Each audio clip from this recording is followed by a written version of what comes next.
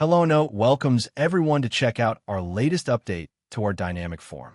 Users and therapists can now have patient demographics populated automatically, eliminating the need for patients to re-enter information repeatedly.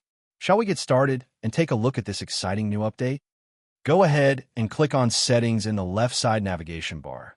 Then choose Consent Intake to view the dynamic form. Once on the Consent Intake page, I'll select one of the dynamic forms I created earlier to demonstrate how we can populate the form with a patient's data. As we can see on the selected form, there are 6 input fields, ranging from the patient's name to the patient's address. Click on the gray rectangle labeled Edit, and you'll see that you can link a specific piece of patient data directly to the field by selecting a patient tag.